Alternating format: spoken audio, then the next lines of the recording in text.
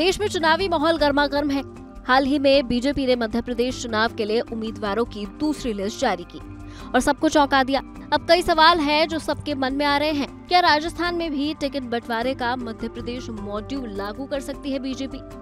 क्या राजस्थान में भी केंद्रीय मंत्रियों और सांसदों को विधायकी के चुनाव में उतारा जा सकता है?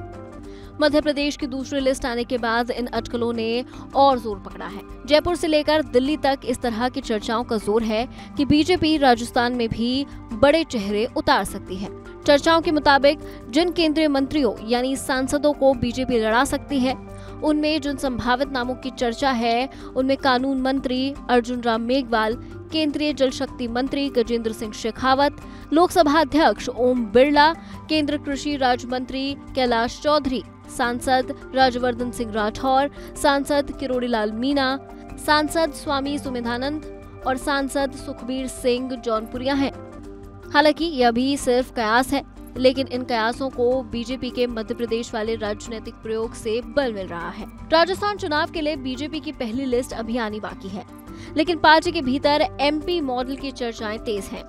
राजस्थान में बीजेपी ने चुनाव को लेकर जो हाल में फैसले लिए, उसको देखते हुए भी ऐसे कयास लगाए जा रहे हैं। जैसे केंद्रीय मंत्री अर्जुन राम मेघवाल को बीजेपी ने पिछले महीने ही राजस्थान की चुनाव घोषणा पत्र समिति का संयोजक बनाया है।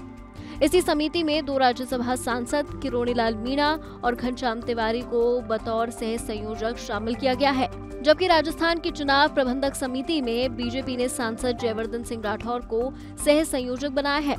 मतलब बीजेपी महीने भर पहले से ही राजस्थान से ताल्लुक रखने वाले अपने सांसदों और केंद्रीय मंत्री को राजस्थान चुनाव के काम में जिम्मेदारी सौंपकर संकेत दे चुकी थी।